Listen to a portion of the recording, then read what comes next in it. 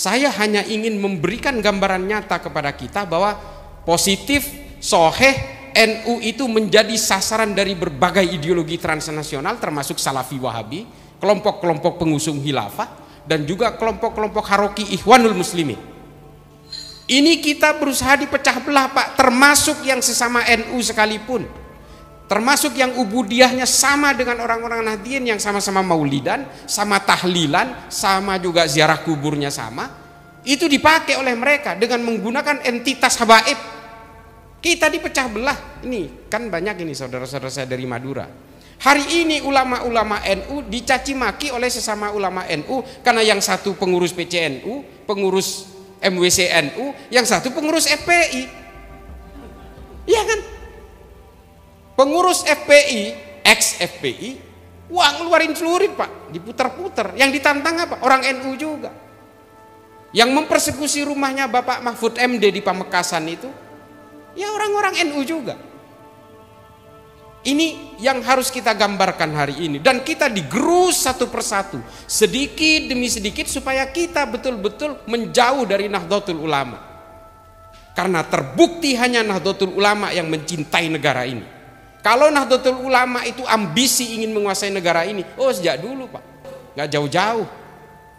Ketika PKI merajalela, itu yang dipersekusi adalah kiai-kiai dan santri NU. Tapi setelah itu melakukan serangan balik, ya ulama-ulama NU dan santri NU juga.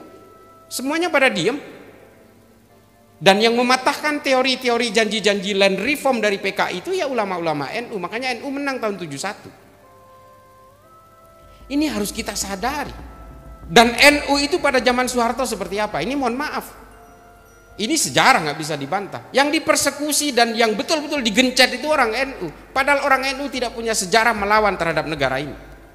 Tidak pernah menyuarakan kebencian kepada orang yang berbeda. Itu NU. Ini ditulis tuntas oleh Phil Caruso dari Tillman University. Bukan kata saya. Makanya NU itu menjadi penting di negara ini. Kalau NU tumbang, semuanya selesai, Pak. Mosak Pancasilanya juga habis semua. Terbakar semua kalau NU sampai tumbang. Karena hanya NU yang bisa menjadi perekat di sini dan yang menjadi tonggak pasak utama dari Pancasila. Itu di daerah-daerah minoritas seperti di Sulawesi Utara, di NTT, di Papua, hanya NU mereka ini yang welcome. Mereka diterima kalau NU. Kalau bukan NU, oh jangan dulu. Saya mengalami itu karena saya keliling kemana-mana. NU itu adalah garansi untuk pemersatu umat seluruh manusia yang berbeda-beda. Nah, mereka paham ini.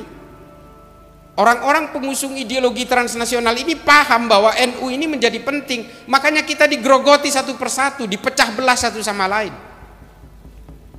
Dan kita nggak pernah dibiarkan hidup tenang-tenang gitu. Sampai presiden kita, Gus Dur misal, ini kan entitas mewakili representasi NU menjadi presiden. Ketika dia diturunkan secara inkonstitusional, ada nggak orang NU yang memberontak ke negara ini? Nggak ada. Apakah datang seperti 212 mengepung Monas Limin menjadi Monas Limin? Apakah kita kemudian membanjiri Monas untuk memprotes penurunan Gus Dur? Nggak ada. Gus Dur mengatakan, bangsa ini harus lebih disayangi daripada saya, dan tidak ada jabatan yang harus dipertahankan mati-matian. Itu loh NU. Nggak ada. Nah, karena NU ini kemudian menjadi penting di dalam negara ini, menjadi perekat dari Muhammadiyah dan berbagai organisasi keagamaan di negara ini, menjadi perekat dari berbagai lintas keimanan di negara ini. Ini kemudian menjadi sasaran utama, Pak, dari berbagai operasi intelijen, dari berbagai pihak. Tolong dipahami. Operasi intelijen ini licik, Pak, halus. Mereka jejalkan orang yang mengaku sebagai Nahdien tapi sebenarnya ngombok-ngombok dari dalam, membentuk organisasi tandingan dan sebagainya. Ini sebagai upaya untuk memecah belah NU. Seorang pemikir Kristen dari Libanon, namanya Philip Hurri Hitti. Judul bukunya The Story of the Arabs, kisah bangsa Arab. Orang Eropa pernah menyusupkan 25 orang Kristen untuk dikonversi menjadi Islam termasuk di Indonesia namanya Snuk Horgronya. Ini ditulis oleh Philip Hurry Kitty. Philip Hurry Hitty, bukan Kitty. Dia menulis hanya untuk mencari kelemahan-kelemahan orang Islam. Dan ternyata betul, orang Islam itu paling mudah dihasut untuk dipecah belah ketika dia diberikan dengan kepentingan-kepentingan politik. Dan hari ini kepentingan politik itulah yang mencerai-beraikan kita. Persoalan-persoalan politik. Oh, orang NU ini gemarnya itu menghormati para habaib. Dibuatlah sosok habaib. Dipecah belah dari dalam. Selesai kita, Pak. Hari ini yang menjadi kerikil dalam sepatunya NU ya kelompok-kelompok FPI ini. Amaliyahnya sama, ubudiyahnya sama, tujuan politiknya yang berbeda. Ini saya berani kayak gini karena direkam. Kalau nggak direkam saya agak adem, Pak. Dan hari ini betul-betul membangun militansi yang luar biasa yang keluar dari rel dan keluar dari basis-basis tasawuf dari ulama-ulama NU. Dari dulu ulama NU ini sudah mengajarkan kamu jangan membenci. Kalau ulama-ulama NU ini pada zaman dulu pasca kemerdekaan ini punya ambisi politik, nggak mau menerima Pancasila, jelas nggak bakal mau. Dia akan memaksakan faham-faham Islam sesuai dengan pemikiran-pemikiran Nahdlatul Ulama. Tapi apakah orang Muhammadiyah mau terima?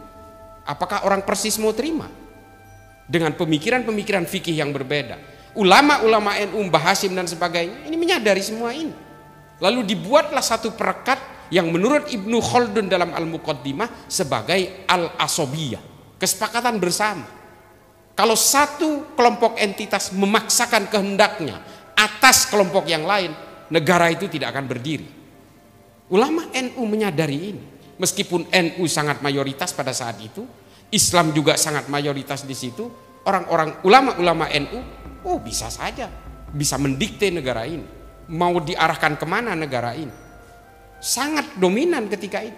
Tapi tetap menerima Pancasila karena semua berjuang untuk kemerdekaan negara ini. Itu loh hebatnya ulama NU. Dan kita hari ini betul-betul ingin digrogoti dari dalam, dipecah belah atas nama apa? Khilafatu min hajin nubuwah, politisasi agama ini, Pak. Politisasi agama, semua ideologi transnasional itu semua punya tujuan politik. Semua punya tujuan politik itu. Termasuk kelompok-kelompok Salafi Wahabi, mustahil nggak punya tujuan politik. Ini produknya kemarin meledak di Bandung itu. Dan Solo ini saya mau cerita Solo ini. Kita geser sedikit ke Solo lah, biar sedikit adem. Tapi nggak adem juga sebenarnya. Oh, habis hujan. Solo ini menjadi simpul yang penuh dengan keunikan, Pak. Semua ideologi hidup di Solo. Bomnya meledak di Bali, simpulnya di Solo. Bomnya meledak di Bandung, simpulnya di Solo. Semua mengarah Solo. Konfliknya di Poso, simpulnya ada di Solo.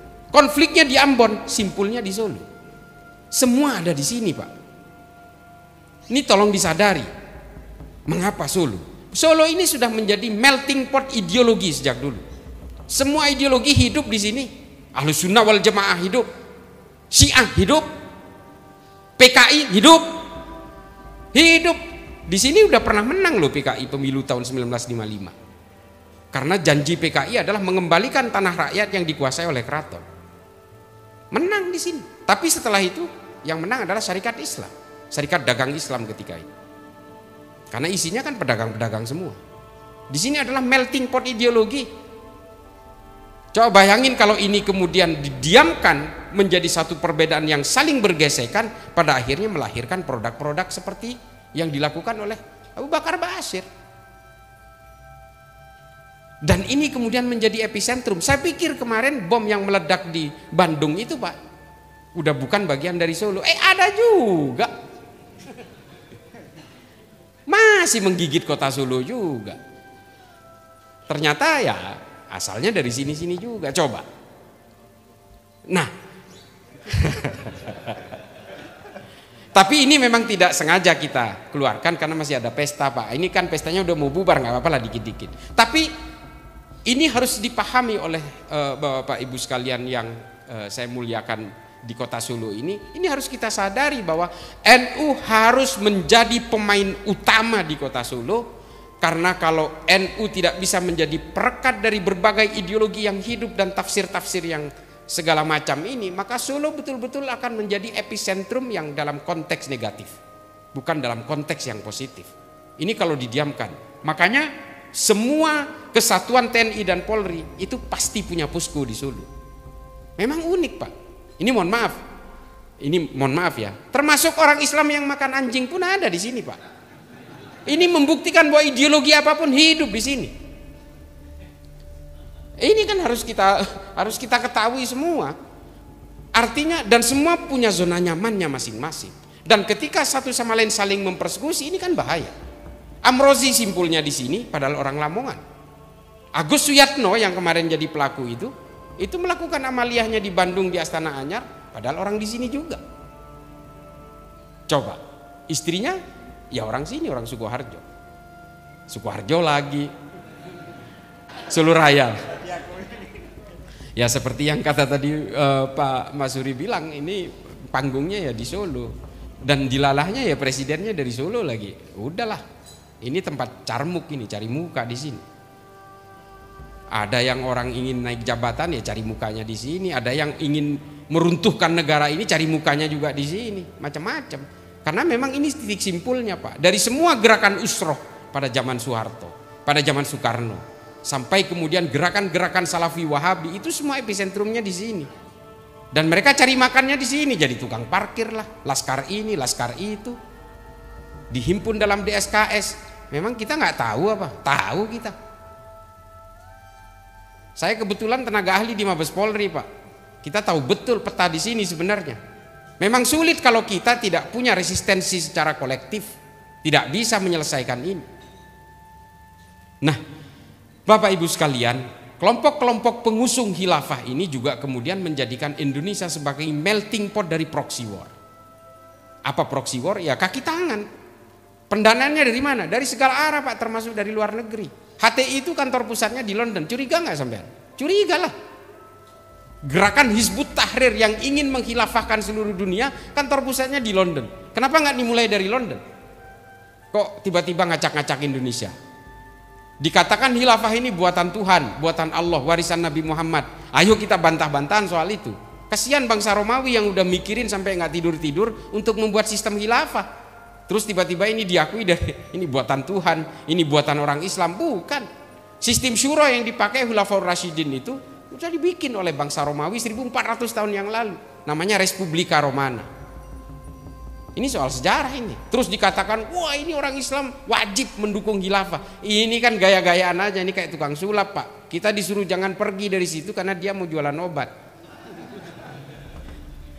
Dia terus membuat narasi-narasi supaya orang betah. Nah ini yang dilakukan kelompok khilafah ini. Bani Umayyah menggunakan sistem al-mamlakah, kerajaan, seperti yang dilakukan Arab Saudi hari ini. Itu kan sistemnya orang Romawi juga, namanya monarki absolutum.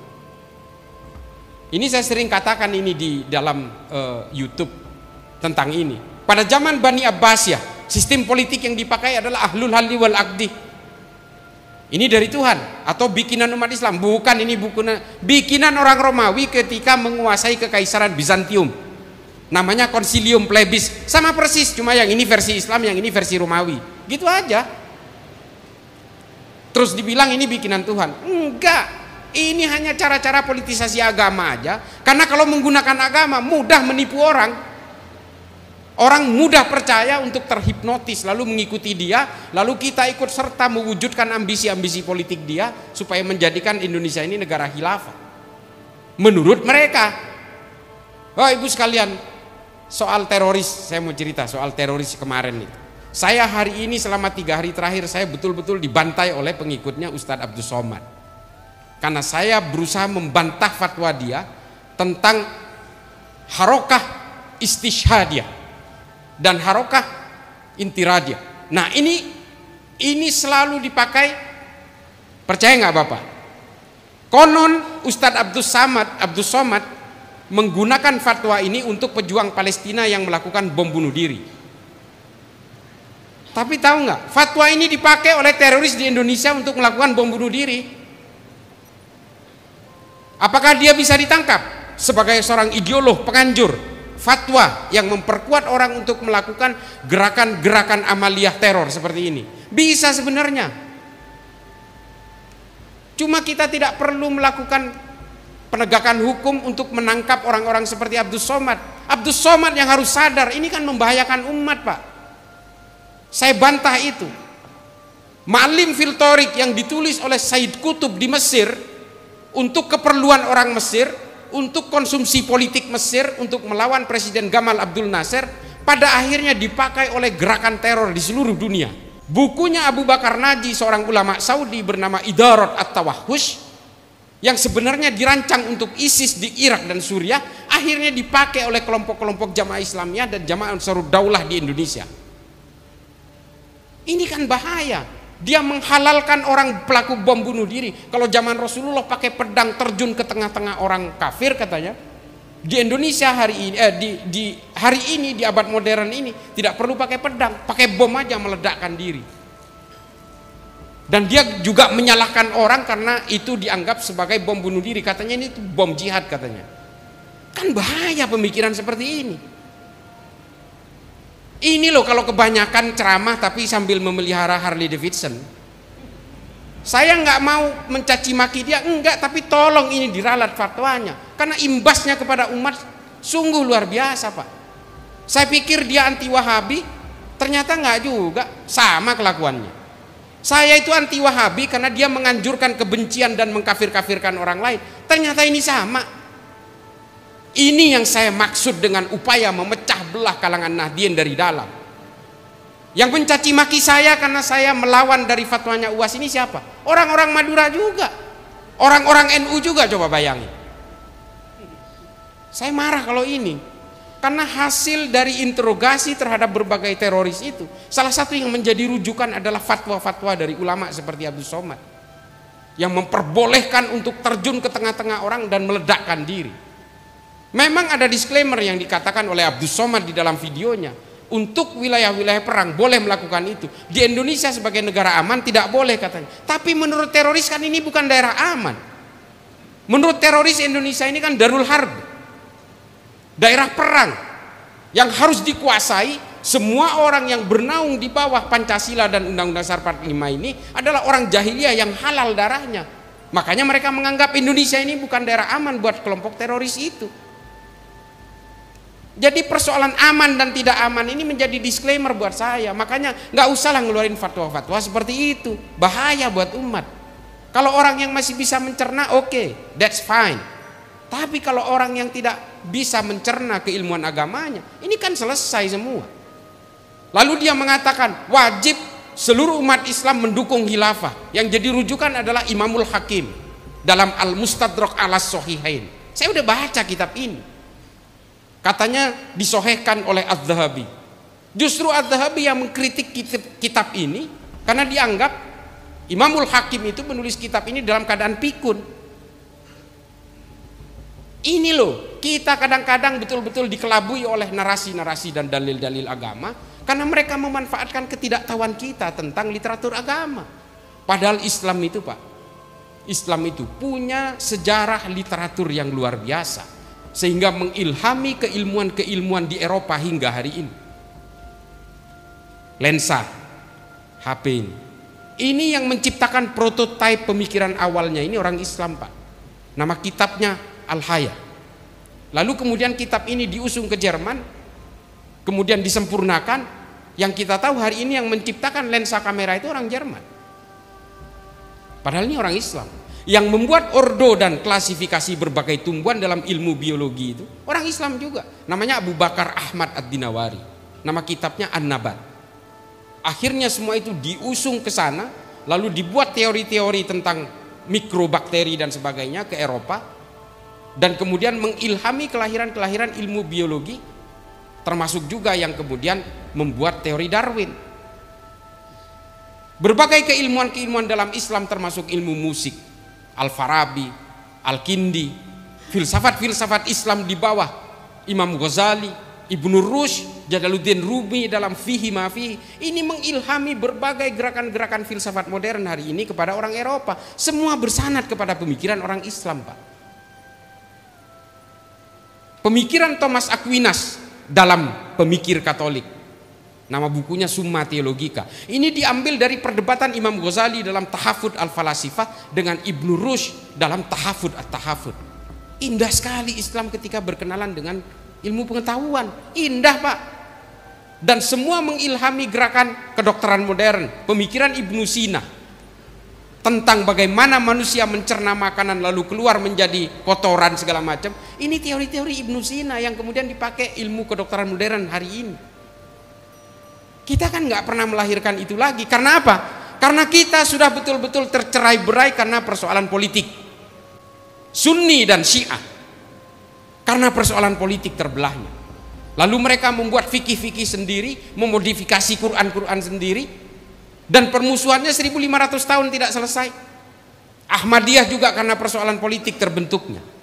Berbagai firqah juga terbentuk karena persoalan politik, karena dibuat oleh siapa? Oleh bangsa barat, Pak.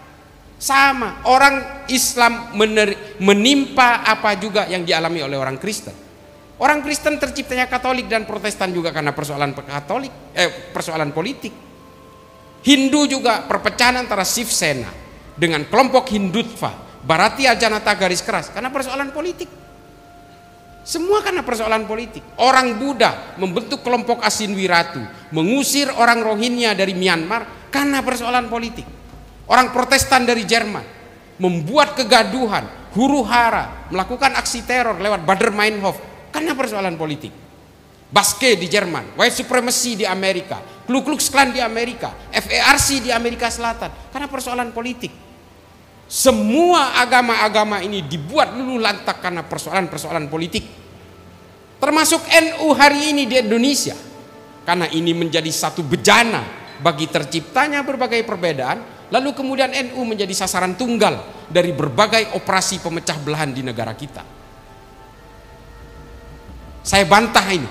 Kalau ada yang berusaha membantah saya, ini semua soheh.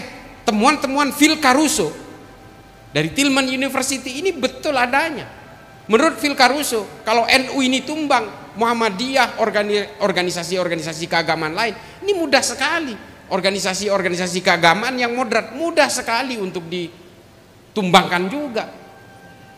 Nah, melihat ini kemudian berbagai gerakan-gerakan power global, kekuatan-kekuatan global dari negara barat melakukan operasi-operasi pemecah belahan ini. Ada NU garis lurus, NU garis miring, NU garis lucu. Enggak itu teman, janganlah teman saya. Ini kayak gini-gini, ini kan upaya pemecah belahan semua. Belum dari kalangan oknum habaib. Pak, kalau berbicara tentang penghormatan kepada habaib, hanya ulama NU yang menyuruh kita itu untuk menghormati para habaib. Di negara lain biasa aja tuh ketemu habib. Serius, saya udah berkeliling Pak ke banyak negara. Saya ke Afrika berkali-kali, ke Asia Selatan, Asia Tenggara, Asia Amerika Selatan. Saya tinggal di Amerika 5,5 tahun. Semua biasa aja, hanya di Indonesia. Karena apa? Karena kita memang diminta oleh ulama-ulama NU untuk membangun kecintaan kepada Nabi, harus menghormati zuriyah Nabi. Ini diajari kepada kita semua. Tapi hari ini apa? Oknum-oknum habaib justru mencaci maki ulama NU. Kurang ajar nggak? Kurang ajar. Kita hari ini masih takdim kepada para habaib karena melihat para habaib yang tawaddu, yang masih berbasis tasawuf, Habib Lutfi, Habib Syekh, Habib-habib dari tapal kuda yang betul-betul menginginkan kita supaya kita betul-betul hablum minan nas, hablum minallah, kita betul-betul menjunjung tinggi kemanusiaan, kita betul-betul harus menciptakan kedamaian, rendah hati dan sebagainya. Karena kita masih melihat para habaib yang tawaddu itu. Habaib-habaib yang arogan, ini mohon maaf, saya membedakan antara habaib dan kelakuan. Saya membedakan itu. Ini kan persoalan moral manusia, Pak. Manusia ini semua pendosa. Orang yang merasa paling suci itu paling sibuk menutup segala dosanya. Ini kan logika dasar. Semua manusia ini punya takdir yang sama, punya kelakuan baik dan kelakuan buruk. Ketika manusia itu gagal mengalahkan dirinya, dia akan sibuk mengalahkan orang lain. Ini loh, ini fihi ma fihi, ini Jalaluddin Rumi. Dan ini diajarkan oleh kiai-kiai saya karena berbasis tasawuf. Dan ketika orang merasa paling suci, dia pasti akan sibuk menutup segala celahnya, menutup segala cacatnya. Kita, bagaimana caranya kita menghargai manusia lain? Kita menghargai dan membentuk perdamaian di antara seluruh umat manusia. Ini kan ajaran-ajaran kitab-kitab NU, Al-Mujalasah wa Jahirul Ilmi. Irsyadul Ibad juga menulis itu, bahwa kita betul-betul harus bertumpu kepada kemanusiaan. Habib Ali Al-Jufri, Al-Insaniyah Qabla Tadayyun, itu mengatakan sebelum kamu mengenal agama, kenali dulu kemanusiaan. Kalau enggak, kamu itu akan arogan. Arogannya akan mengalahkan konsep-konsep ketuhanan. Kamu akan merebut wilayah-wilayah ketuhanan. Kamu akan sombong karena agamamu. Ini Habib Ali Al-Jufri. Dan diterbitkan dalam berbagai bahasa. Al-Insaniyah Qabla Tadayyun, Humanity Before Religiosity. Saya punya dua, versi Arab sama versi bahasa Inggrisnya. Dan gak ada yang menerjemahkan ke bahasa Indonesia. Saya heran juga, padahal buku ini luar biasa ini. Cuma 21 halaman. Silakan baca, Bapak Ibu sekalian. Mungkin ada yang udah baca.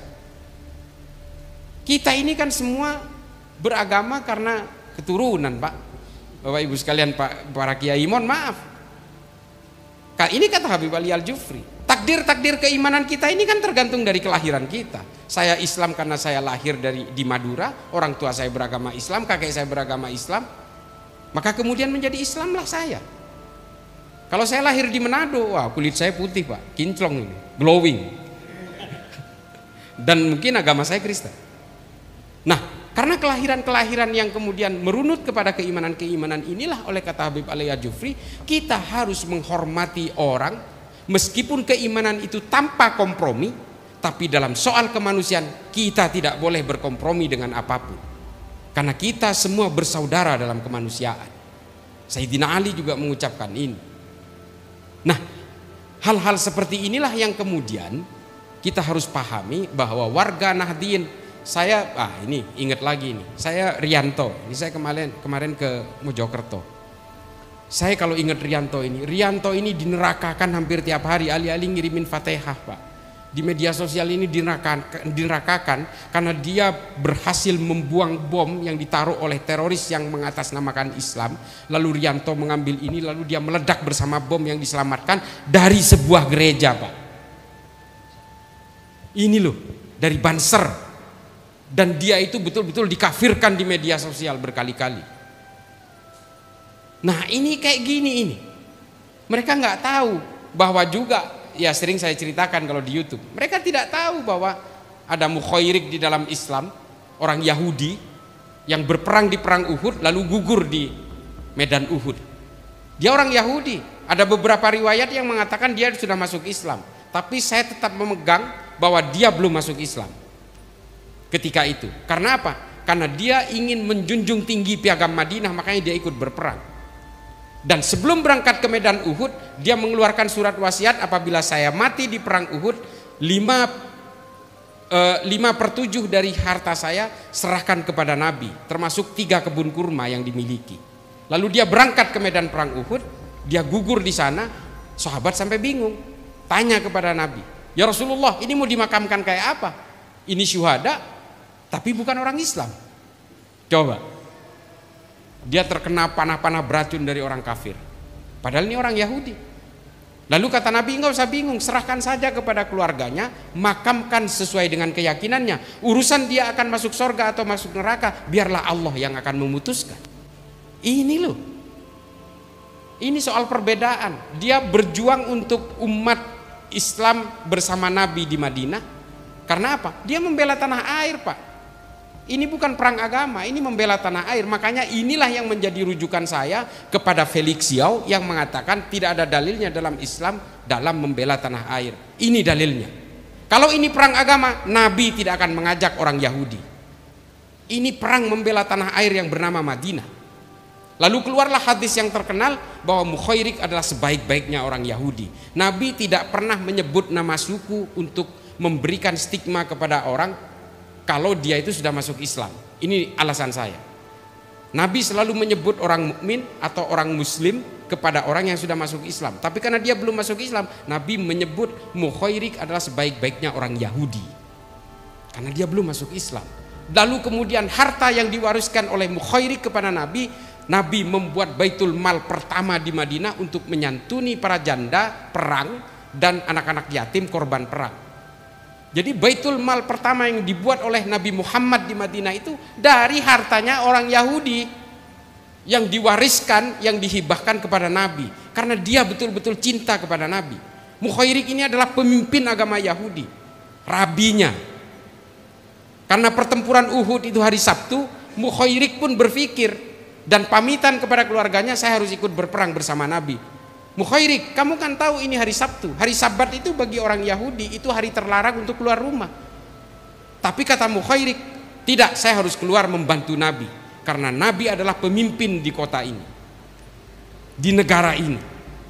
Nabi sudah betul-betul menghargai hak dan kewajiban seluruh warga Madinah ini meskipun berbeda keimanan. Dia hanya berpegang kepada piagam Madinah. Kemudian Mukhairik memaksa keluar dan betul-betul tewas di situ, gugur di situ. Nah, cerita-cerita gini kan nggak pernah, jarang kita dengar. Saya menyampaikan ini aja banyak yang protes. Kamu jangan jadi antek Yahudi katanya. Buset. Dan yang ngomong begini salah satu pengurus PCNU di Bangkalan. Dia saya dianggap ngarang. Ini yang kurang baca saya atau mereka gitu.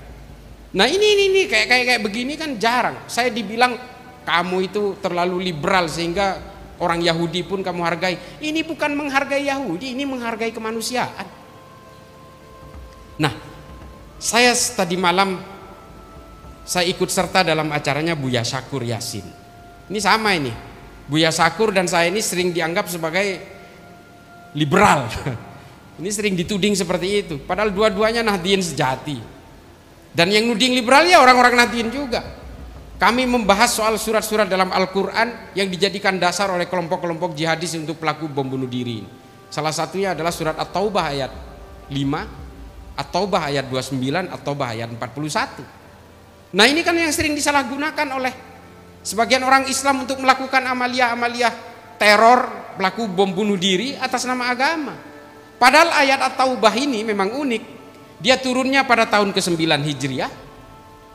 Dia menjadi surat yang ke-9 dan jumlah ayatnya 129.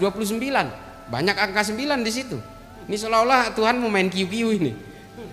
Tapi yang harus kita ketahui adalah surat At-Taubah ini turun pasca perang Tabuk. Ini nih. Di situ memang masa-masa perang ketika utusan Nabi dibunuh oleh orang kekaisaran Bizantium. Nabi betul-betul marah di situ karena utusan yang dikirim kepada Raja Heraklius itu dibunuh di situ oleh salah satu dari kelompok Kristen namanya Bani Udrah. Nah, Nabi betul-betul marah sekali di situ, lalu jadilah perang Tabuk. Dan kelompok Heraklius ini adalah orang yang kemudian bersatu dengan kelompok Kristen dari Persia untuk melakukan perlawanan terhadap orang Islam. Dan terjadilah perang Mu'tah. Setelah perang Mu'tah berlanjut ke perang Tabuk, turunlah ayat ini. Ayat-ayat perang bos dipakai di hari damai kayak gini. Semua orang ingin dibunuh. Dan ini dipakai oleh mereka yang hanya menerjemahkan secara tekstual tanpa pernah melihat posisi-posisi, circumstances dan kontekstualnya. Dia tidak tahu kapan surat itu turun, dia terjemahkan aja sepolos-polosnya, lalu semua orang ini yang berbeda dengan dia dianggap musyrik, perangi, bunuh mereka, intai mereka. Ini kan yang menjadi rujukan. Nah, tahu nggak surat ini? 3 surat ini ditemukan di dalam tersangka pelaku bom bunuh diri kemarin di Bandung. Makanya kita bahas tadi malam dengan Buya Syakur. Ini, dan saya mau pertegas sekali lagi, fatwa-fatwa seperti yang dilakukan oleh Abdus Somad tentang harokah istishadiyah inilah yang juga dipakai oleh mereka. Nanti akan ada pembuktiannya. Dipakai oleh kelompok Jamaah Ansarud Daulah di dalam setiap kontennya. Semua fatwa-fatwa dari Abdus Somad tentang jihad istishadiyah ini dipakai oleh orang-orang JAD untuk membuat kontennya di Telegram. Kita sudah temukan itu. Merasa berdosa nggak Abdus Somad? Harusnya merasa berdosa. Dia telah menggiring orang untuk terbunuh di Bandung, menggiring orang untuk terbunuh di Makassar. Dan sampai saat ini dia hanya mengklarifikasi bahwa fatwa ini untuk menjawab pertanyaan orang pelaku bom bunuh diri di Palestina. Dia hanya mengklarifikasi kejadiannya, bukan mengklarifikasi fatwanya. Ini kan bahaya kayak gini. Saya diserang hari ini, diancam hari ini hanya gara-gara membantah pernyataan dari fatwanya Somad ini. Saya tantang sekarang, ayo kita gelut. Gak apa-apa. Saya hanya ingin menyelamatkan umat. Wallahi, saya nggak cari duit Pak. Saya dibilang di media sosial, ini selalu menyerang Abdus Somad karena iri Abdus Somad banyak duitnya. Ya Allah, orang disangkain lapar semua kali. Ini saya pertegas, saya nggak cari duit di sini. Tanyakan kepada para kiai, ketika beliau mengundang saya, syaratnya satu, jangan saya kasih honor. Ini satu syaratnya kiai, jangan kasih honor saya. Saya jangankan diundang oleh PCNU atau PWNU atau diundang pesantren, kampus atau masjid. Saya diundang TV aja nggak minta honornya, nggak mau saya. Saya tidak mau menjadi korban industri berita. Wallahi, saya diundang, saya berbicara berkali-kali soal terorisme peristiwa Bandung ini, diundang iNews, Kompas dan sebagainya. Ketika dia nanyain rekening, nggak usah bayar saya. Ilmu saya itu gratis, sak gratis-gratisnya.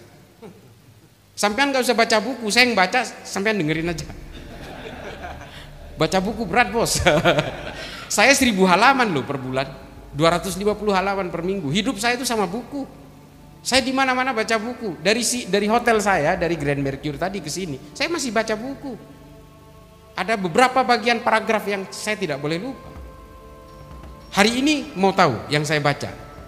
Yang saya baca adalah salah satu buku pemikiran ateis pertama di dalam dunia Islam.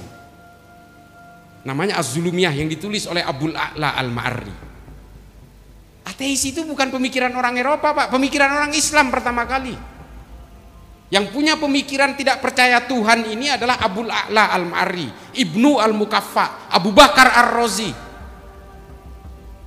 Betapa hebatnya, bukan hebat ya dalam konteks ini, pemikiran-pemikiran dan keilmuan Islam itu menjadi luar biasa, baik yang negatif maupun yang positif, baik yang memperdalam kita kepada kepercayaan-kepercayaan tauhid dan akidah, sampai kepada orang-orang yang melanggar akidah sekalipun, yang murtad sekalipun, dilahirkan oleh kita, karena kita memang hidup dengan keilmuan-keilmuan yang luar biasa. Dan kemudian mengilhami pemikiran Ernest Bloch, Feuerbach, Marx, Darwin dan sebagainya, yang kemudian juga nggak percaya Tuhan pada akhirnya. Sanadnya kepada siapa? Pemikir Islam. Sampean kalau baca kitab-kitabnya Abu Bakar Razi, sakit Pak hati kita. Dia betul-betul seolah-olah membuktikan bahwa Tuhan itu nggak ada, Nabi itu pembual, Al-Quran ini adalah kecap, bukan wahyunya dari Allah dan segala macam. Dan ini diadopsi oleh pemikir-pemikir Inggris hari ini, Richard Dawkins, Tim Hitchens, The Four Horsemen dan sebagainya. Saya baca semua buku mereka. Saya kalau ingin tahu tentang Nabi, tentang Rasulullah, saya juga membaca sejarah yang ditulis oleh orang-orang non-Islam. William Montgomery Watt, Maxim Robinson. Saya baca Pak. Saya ingin tahu otak orang yang non-Islam ini seperti apa terhadap Islam. Jangan kalah kita. Masa orang-orang non-Islam aja yang berusaha memata-matai Islam, ya kita juga harus memata-matai mereka.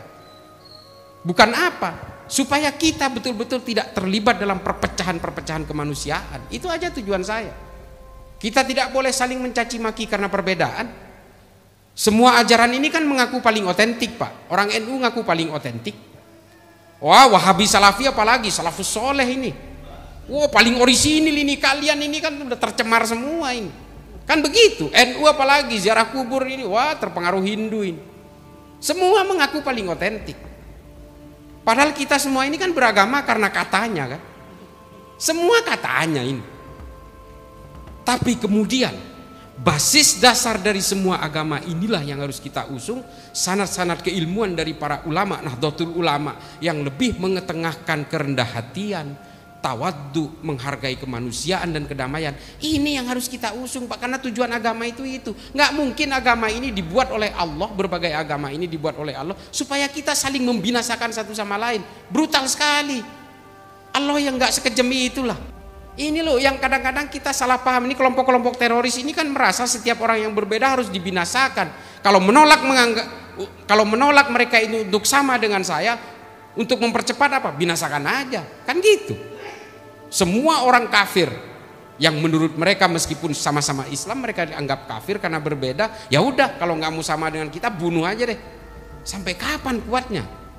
Seluruh dunia ini kan berbeda-beda. Islam ada firqah-firqahnya, dan kita semua ini kan penganut tafsir-tafsir, bukan penganut agama kita ini. Iya kan? Kita ini penganut tafsir-tafsir. Saya semalam bahas dengan Buya Syakur Yasin. Kita ini semua penganut tafsir. Kalau ditanya agamanya apa? Islam. NU apa Muhammadiyah? Tafsir lagi. Mazhabnya apa? Syafi'i, Hambali, Hanafi, Maliki. Tafsir lagi.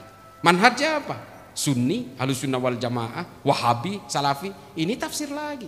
Ijtihadnya siapa yang dipakai? Albani, Abdullah bin Bas. Ini kan tafsir-tafsir semua.